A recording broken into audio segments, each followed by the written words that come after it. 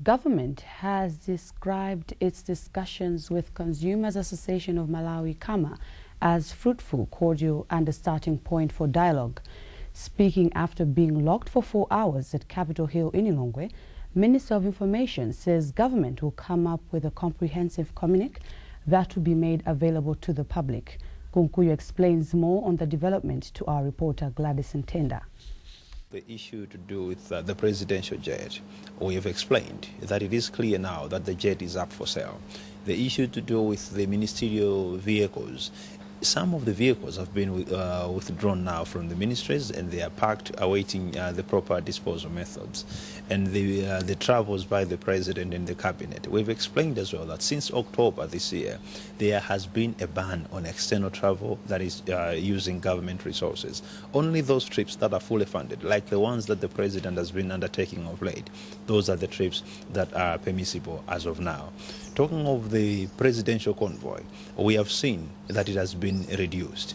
We are having very few vehicles, reduced by over half, as well as the motorbikes that are there. So all those issues, they appreciate very much that government has taken those steps to respond to the matters that were raised in the petition. The government spokesperson also gives an insight on the declaration of assets by the president, which is also another issue raised in the KAMA's petition. There was an issue to do with the declaration of presidential assets.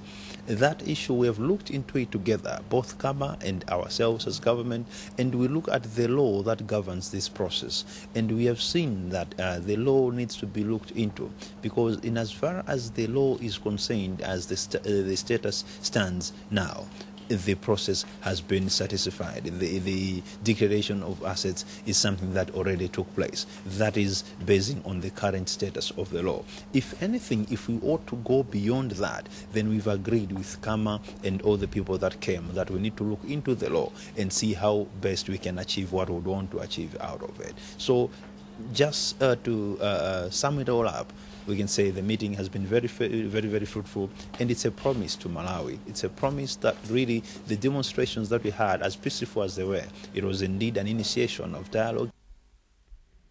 Efforts to get a comment from KAMA Executive Director John Capito on the matter proved futile as he bluntly refused to speak with MBC.